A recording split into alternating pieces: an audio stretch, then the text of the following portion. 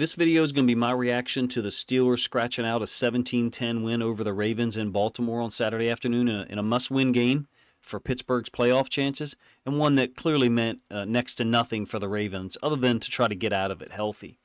Game was marred by 8 fumbles and some really off-base announcing from a television broadcast perspective. I thought those guys spent more time talking about things that weren't happening on the field, things that had happened in previous games. The Steelers had come in, scored 64 points in their previous 2 games, wins over the Bengals and the Seahawks. We all know that because they mentioned it so many times, number one. Number two, that's just not the offense that showed up in Baltimore on Saturday, whether that was the weather and all the fumbles and the ball security issues, whether that was the Ravens defense or the situation, I don't know. But nonetheless, the broadcast team spent more time talking about things that had happened in other games than what was happening right in front of our face. And it took them a long time, I thought, to recognize that the Ravens defense was stopping the Steelers in the first half. Nonetheless, look, Pittsburgh was able to grind out 155 yards rushing on 38 carries. Najee Harris had 112, I believe, on 26, while Mason Rudolph only threw for 152, but he was 18 of 20 passing. A lot of underneath throws, admittedly. That makes sense. It's a good tactical decision on a rainy, cold, windy day, where now at this point, the Steelers have put themselves in position to be the 3rd AFC North team in the playoffs. I think that just speaks well to the division. The Bengals went through a ton of injuries and clearly didn't have the season outcome that they wanted. Were it not for all of those injuries, you're looking at a division that could have had 4 teams contending for the playoff spots in Week 18. I don't think that's an unrealistic thing to say that the Bengals had their guys around. Now, maybe the Steelers, Browns, and Ravens record would have been different in that scenario. But point is, there's 4 playoff caliber teams, or 3 certainly now, because we have to find out what happens on Sunday. Look, Tyler Huntley did not fare well from a statistical standpoint on Saturday. Let some of the stats flow here. And the Ravens' offense never looked clean at all. They only averaged 3.9 yards per play, so give the Steelers defense credit. Ravens turned the football over twice with 2 fumbles.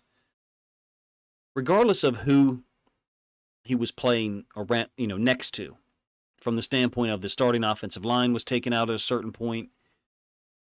Some of the best wide receivers weren't in the game, I understand.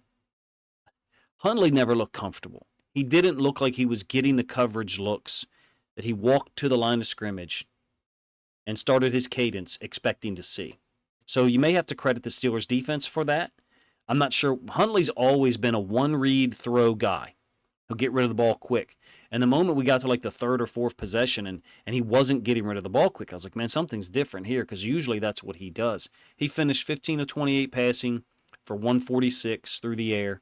Huntley and Rudolph combined for 298 passing. I think that's probably one of the things that Dan Orlovsky was bothered by, was that there wasn't much going in terms of the passing game. Well, and the fact that they weren't throwing the ball to George Pickens on every snap. Rough game to watch in a lot of ways, regardless probably of whatever team you were rooting for. When I talk about the announcers and that it took a long time for them to recognize the game flow, the pattern of the first half, they kept waiting for the Steelers' offense to do things that they just weren't doing. Granted, the second possession, they did run right down the field. Now, we'll review that one in a little while. Physical drive, I thought, where the Steelers were able to get out on the Ravens' defensive front, particularly on split zone concepts to the field. I'll be honest with you, if you're a Steelers fan listening at this point, this is the same stuff Matt Canada ran. Maybe the play calls and the situations, location on the field are different. There's nothing that's discernibly different here. In fact, there's a lot of predictability, a higher level of predictability in certain situations when the H-back or tight end is to the field, to the boundary, off the line of scrimmage. You can bet you're going to get split zone to the field or some kind of run concept to the boundary. It's almost like clockwork. Jet sweep to the boundary out of 12 personnel, like that only touch that George Pickens got in this game today. More on that in a moment. I thought the announcing team was damn near impossible to listen to, but let's talk about some positive stuff from players on either side. For me, even though I'm a Ravens fan, it's good to see Najee Harris developing some momentum down the stretch. Of course, there was a time period during the year when Jaylen Warren was producing big plays, and there was talk about him getting more touches than Najee Harris. Now Harris has 300 yards rushing in the Steelers' last 3 games, all wins over the Bengals, Seahawks, and Ravens. He has added 3 rushing touchdowns during that time as well. Now 3 years in a row of over 1,000 yards rushing, right around 4.0 yards per carry for all 3 seasons, a little under his rookie and sophomore year. From a Ravens perspective, some of the young defenders showed some real toughness and ability. I mean, Trenton Simpson, everybody's excited about him on social media as well. They should be. 7 tackles, 1 sack, 2 tackles for losses. I didn't really notice him in coverage a lot, so I can't comment on that. I did see him at outside linebacker once on the line of scrimmage. I think it was down inside the 15 or 12-yard line on another split zone run play by the Steelers. Del'Shawn Phillips, a guy who I really liked in the preseason, 13 tackles, all over the place, 8 of them solo. To go back to the announcing team for a moment, when I criticize them, I try to do it for a specific reason. So here's one. I called it split zone in the opening intro here for this video, and talking about Trenton Simpson. It took until late third quarter before Orlovsky or Riddick, who I actually like. I like Riddick a whole lot better than Orlovsky.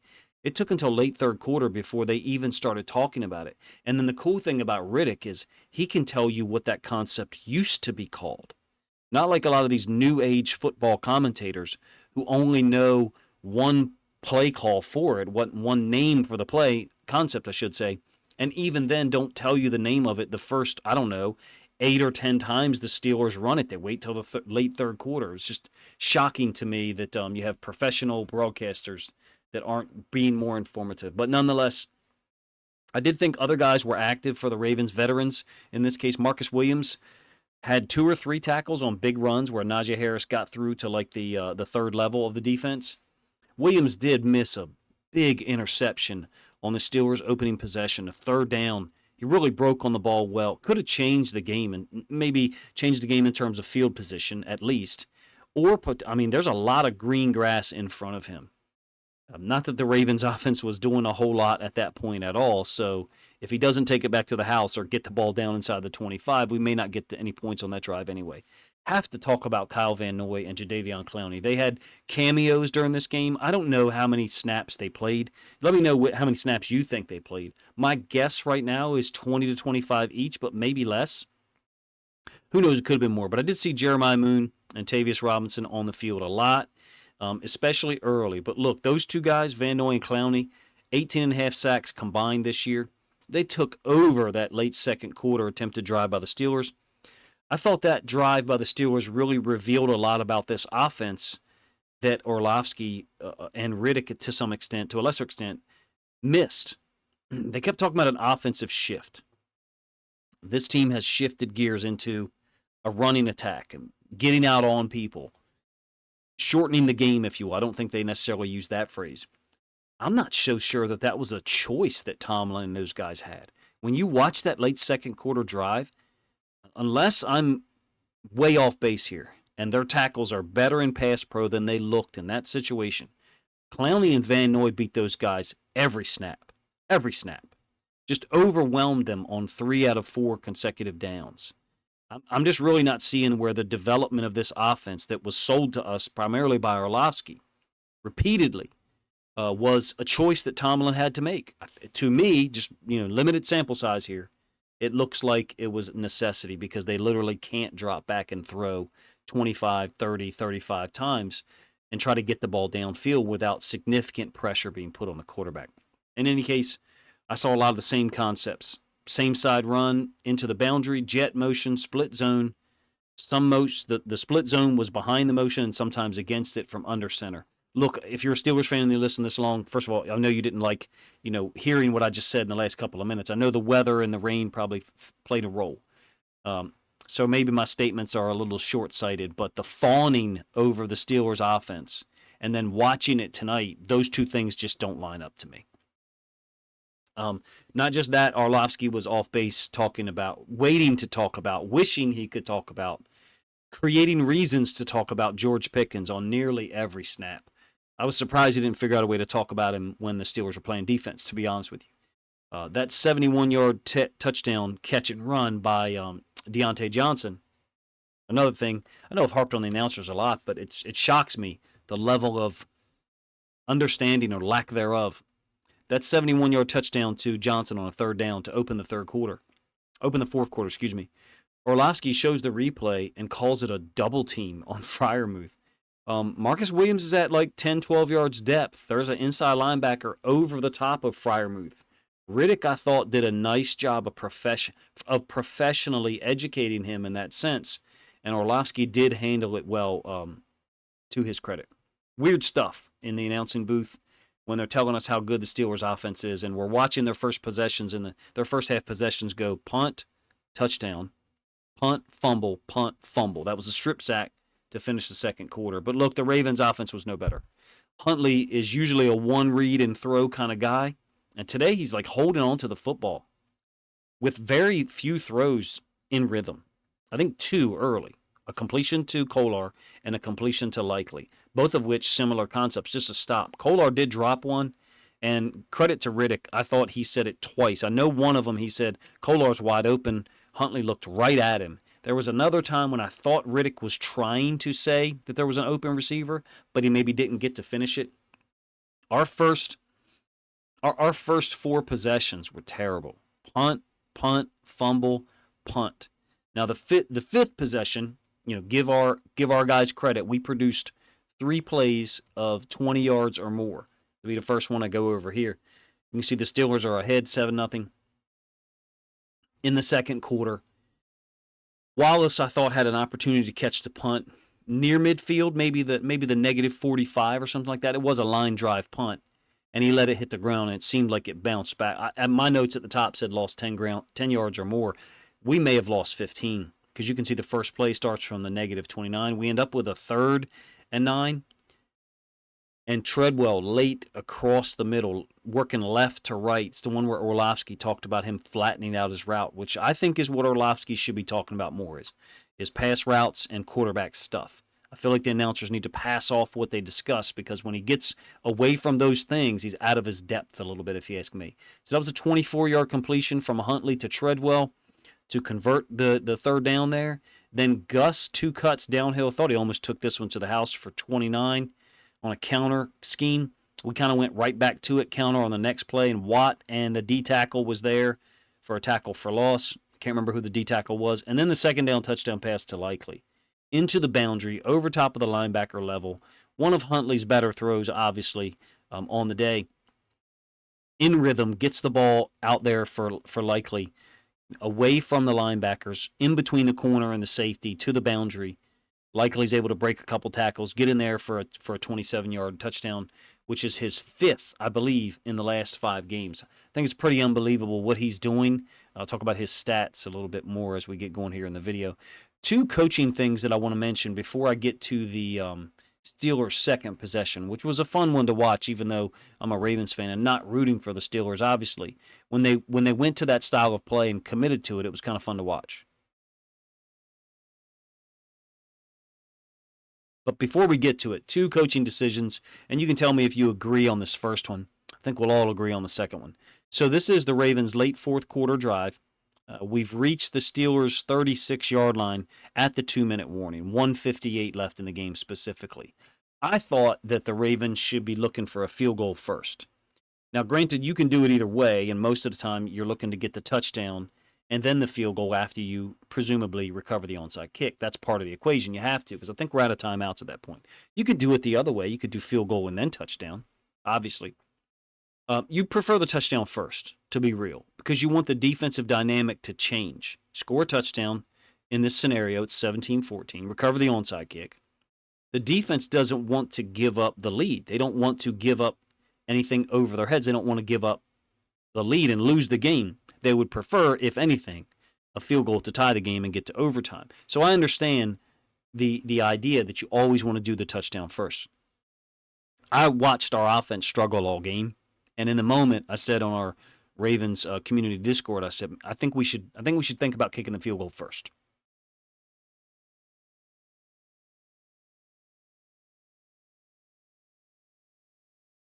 I was thinking if we got to like the 28 or so, kick it, preserve some of that time.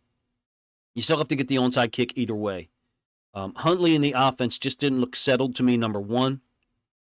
Number two, Huntley scrambles, I believe, 11 or 12-yard scramble to get to the 25. Maybe there's 45, 50 seconds left, something like that. Check.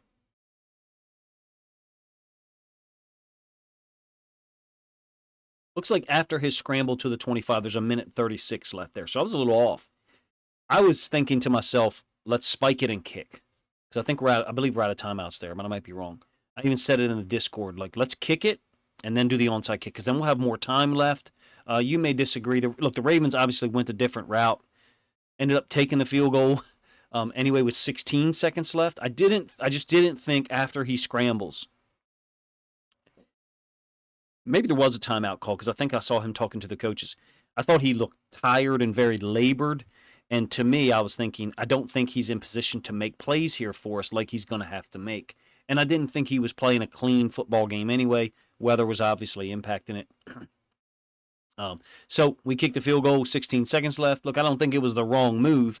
It's just not the way that I thought had the best chance to work, given how rattled Huntley seemed at times. And that probably sounds unfair, but that's how he looked for much of the game against the Steelers defense. I just didn't think our play calling did him a whole lot of favors today. Another coaching decision that I'll be a little more critical of, because again, that Ravens situation could have worked out either way. But even if we do get the onside kick with 16 seconds left, what do we got left other than a Hail Mary?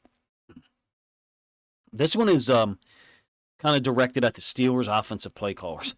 So this is unbelievable to me. The Steelers on a 3rd and goal from our 2-yard line with 3:25 left. So preceding Huntley taking the team down, and we get a field goal that I just described. Steelers are up 14-7. They're in control after the fumble by Gus. Gus had 2 consecutive runs, the second of which he fumbles. Field goal makes it a 10-point game. Orlovsky's he's advocating for Pickens to get the football. And that may not necessarily narrow it down, because he was doing that for the whole game, but he was asking for him to get to one-on-one. Twice, the Steelers motioned away from Pickens, and it was obvious, even on the broadcast view, there's a one-on-one there. So I agree with it. But with the lead and the clock running while our offense has been horrible, I understand the Steelers running. They, in fact, ran on 6 out of 7 plays leading up to this 3rd down that I'm describing. The only pass play was like a Y-hide concept out into the flats, a very safe play call, if you will. Harris had 100 yards rushing at this point, and Jaylen Warren had 2 fumbles and nearly a third. So, of course, on that 3rd and goal from the 2, the Steelers give Warren the ball on a jet sweep, which, oh, by the way, Matt Canada got run down for months, or years, I should say, for running, and it loses 6 yards. I just couldn't believe it.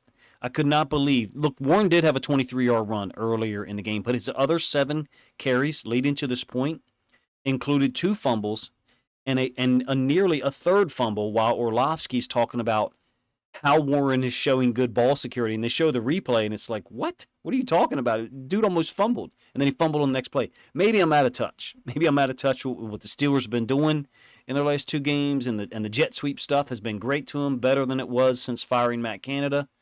It seemed like an awful big part of his offense, and it seemed still to me to be a fundamental portion of the new offensive coordinator or new offensive coordinators. I wonder if they're going to get any questions about that play call, because I thought it was horrible. Both teams had trouble holding on to the football. Maybe it's harsh to talk about Warren. I just wouldn't have trusted him to hold on to the football in that moment when he nearly had 3 fumbles on his other 7 carries, his previous 7 carries all night. But that's just me. Getting back to the Steelers offense, what they did well. Let's talk about the second possession. Both teams got stops on the opening possession. Ravens, nearly got the pick by Marcus Williams. And you can see 3 runs to start the drive, including convert the 3rd and 1 on a reverse pivot. That means the quarterback turns around. And when I say that this is still similar to Matt Canada's offense, when Matt Canada had in 3rd and 1 and 4th and 1, he went double wing. And that's the same thing they did on this 3rd and 1. Double wing. So tight end wing to one side, tight end in the slot to the other. Maybe a receiver split out wide, or maybe another tight end. Same exact formation, pretty much. The one-man screen call to Jaylen Warren on the 1st and 10 from the -34 is brilliant. So many teams are using that now. Orlovsky applied a particular play call name to it, I think, from the Shanahan system. But that's not the only play call. There's different names for it. I just happen to have it as one-man screen. Jet sweep to Austin, got 8 yards on the very next play, the 1st and 10. I thought it was a big moment getting the ball to Deontay Johnson on the drag. 2nd and 5 from the 28. It's the 6th play from the bottom for you guys. 5th play from the bottom for you guys, excuse me. 2nd and 5 from the 28. Johnson running from the field runs a drag over into the boundary. Ends up wide open, getting 10. And then Harris downhill for 9. He eventually surges in from the 6-yard line, put the Steelers up 7-0. That was a pretty cool drive to watch, even though I'm a Ravens fan. Had to respect how committed they were to the run, and pretty much all of their plays building off of that jet sweep run action.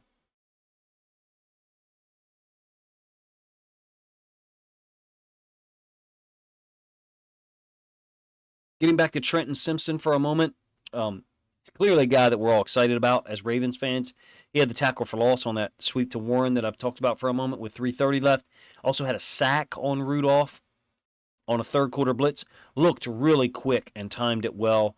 I thought him and Del'Shawn Phillips both had some really cool moments. Del'Shawn Phillips forced a fumble, I believe, on Warren over on the sideline. Isaiah Likely with another touchdown catch, like I mentioned before. He's got 5 TDs in his last 5 games. One thing to note or think about with Likely, he did have 2 touchdowns last week against the Dolphins. He actually finishes the year, regular season-wise, with less overall catches than 2022. 30 catches this year to 36 his rookie season. But the catch percentage is the difference. He was 36 for 60 last year.